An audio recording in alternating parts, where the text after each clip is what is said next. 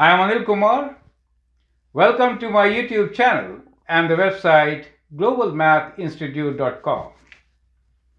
In this video, we'll discuss a very interesting topic, and that is to prove statements using the method of contradiction. The example which I have taken is to prove that we have infinitely many prime numbers. Well, we have infinitely many prime numbers, but now, how do we prove it? Well, first thing first, the statement is correct, and therefore, the method of contradiction can be applied. Now, what is the technique of applying this method of contradiction? I'll give you the basics here and then discuss all the details with the student and share with you soon. Well, basically, in the method of contradiction, we assume that the statement is not correct. And so we say that let contradictory statement be true. We call this statement as negative or negation. So in our example of infinitely many prime numbers, the negative statement or negation will be there are only finite number of prime numbers, correct? Now, if we prove that this particular statement, finite number of prime numbers, is incorrect, that means we have already shown, we have proven that we have infinitely many prime numbers. You get the idea. So that's the whole concept. So first step is to write the negative statement, and second step is to logically show that this statement is wrong. How do you show? That is a technique. But end result should be such that you yield something which is contrary or contradictory or something which is impossible. So if you get that, that means the assumption was wrong and the given statement was correct. Now in this particular case, the major difficulty with the students is how do they show that they have finite or infinite number of prime numbers? Because most of the students do not understand how do we generate prime numbers. You get the concept. So in spite of knowing the method of contradiction, they are not in a position to apply it. So we will also explore how to generate prime numbers. I hope you find it interesting. So look at the video and our approach to understand the method itself and the approach to prove the statement. So here is the class with our student Abby. Hi Amy, how are you doing? Hi, sir. Yeah, I'm good, thank you. How are you? Very good, very good. So how is the math going on? Yeah, it's going okay. I feel like my test is tomorrow, so I feel like I'm just trying to like consolidate all the topics. It's fairly a lot when you look at it, but I'm just getting trying to get like all the formulas and stuff in my head. But there was a certain topic with proof that I didn't actually quite understand. So obviously there's the standard questions like prove that n squared is even and stuff like that. I kind of know how to get about that one.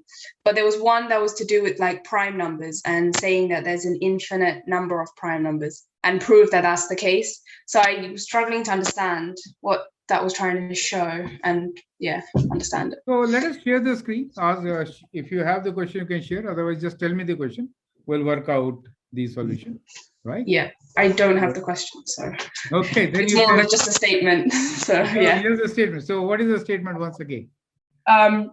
So prove by contradiction that there are infinitely many prime numbers. Okay, we'll do that.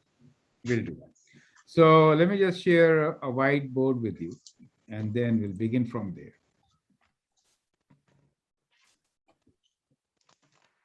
So all set for your test for tomorrow. I hope you are well prepared.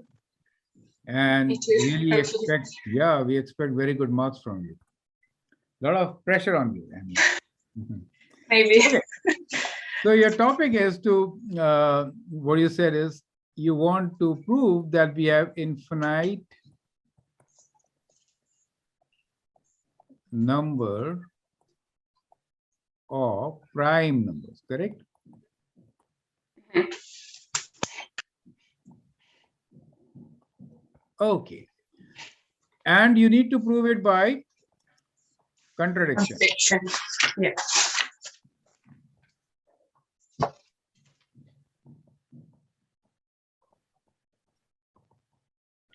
Perfect. So whenever you want to prove by contradiction, what do you really get from the statement and what should be your approach? Can you tell me that? So you would make an assumption that would obviously contradict the statement, and then you follow through with that, and then eventually you should contradict your assumption, which would therefore prove the statement is true. Correct. So first thing is assume the statement is false. False. Yeah. So that means we are saying infinite number of prime numbers. So false will mean, so that means It's finite. let the number of prime numbers be finite.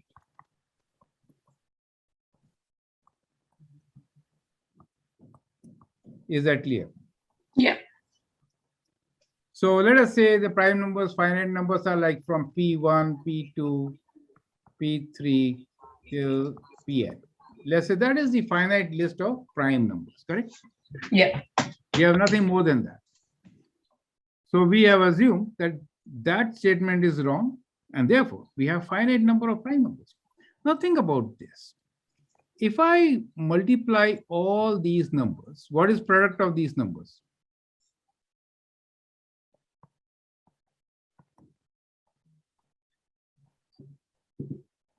Product of these numbers will be P1 times P2, correct? Times P3 Yeah. times TPN.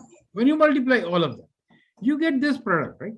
Obviously, that product is a composite number. It is not a prime number, correct? Yeah. Yeah.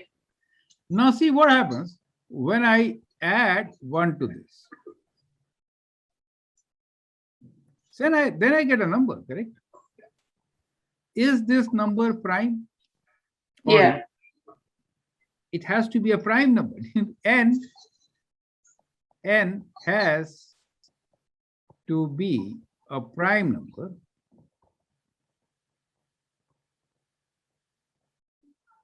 as all other prime numbers are not its factor, as all other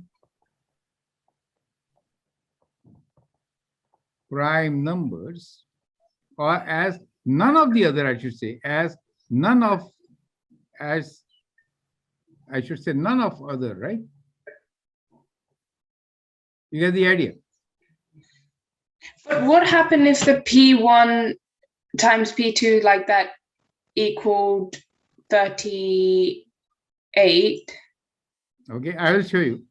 And then plus 1. Correct. So see, if I divide n by P1, it is not divisible since add 1 means n minus 1. Do you see that? There is one remainder. Yeah. I mean, it is not fully divisible. Yeah. If I divide by P3, P or any prime number which we have identified so far, none of them are able to divide n wholly, without remainder. Yeah. Because this one shows that none of them is a factor of n. You get the idea?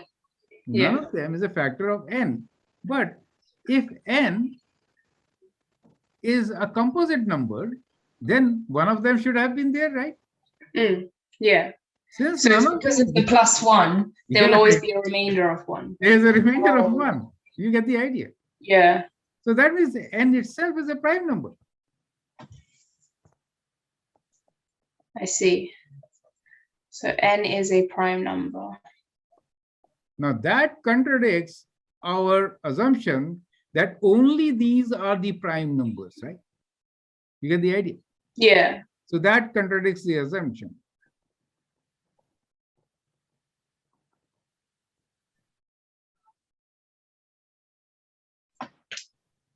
Therefore, statement is true. Yeah. Now, it is a difficult concept to understand, as I'm seeing from the response, correct, from you? Think like this. I'll show you. I will show you a simple example, Amy. Yeah, I feel like when you like substitute it with numbers, it would be easier maybe. Yeah. Let us Okay. say, do this. You know 2 is a prime number, right? Yeah. 3 is a prime number. Multiply them. What do you get? 6. How about 6 plus 1? 7. It is a prime number. Do you see that? Mm. Now see this. 2 times 3 times 5 is what? 30, right? Yeah. Add 1 to it. 31. It is a prime number. Because 31 cannot be divided by 2, 3, or 5. Oh, and that's always the case. Okay. So it is not a composite number. If it is not a composite number, it has to be a prime number. Yeah. This is only 2, one or the other. Except for 1, right? Yeah. All other numbers are either prime or composite, correct? So you can take anything, right? You can say 2, 3, 5, 7, right? Multiply. So we multiply 7 and 30, we get what? 210, right? Add 1. 211 will be a prime number. You get the idea. Right. And it's not divisible by any of those. Any of these. P1, P2. Yeah. Okay. Yeah. Therefore, that has to be a prime number. So this is the beauty of generating prime numbers by itself. You get the idea? Yeah. If you want to show, let us say, let me take an example, right? Let's say we have 101. Now we have to show that 101 is a prime number or not. Let us say we don't know, correct? Yeah. In that case, what are we going to do? What is square root of 100? 10, right? 10, yeah. So that means if you divide this by numbers like 2, 3, 5, and 7, these are the only prime numbers below 10, correct? Yeah. They could divide this. So we know it cannot be divided by 2, it cannot be divided by 3, not by 5. Let's try by 7. 7 times 1 is 7, 31. So 7 doesn't go there, right? So therefore 101 is also prime number. Do you see that? Only by dividing with these 4 numbers, which are less than square root of the number. Yeah. You prove it's a prime number. It is a prime number. So to find, let us say 201, right? Yeah. 211 was our number, right? So if I have to check whether 211 is a prime number or not, in that case, what I will do is, let's say up to 15, because 15 is, 225, correct? Yeah. So the prime numbers are 1, 2, 3, 5, 7, and then 11, correct? And then 13. Yeah. We'll try to divide this number by 11. It cannot be divided by 11 because it does not have that symmetry. Now with 13, you can try. So when you try by 13, 13 goes 1 times and you get what? You get 11, take away this is 81, right?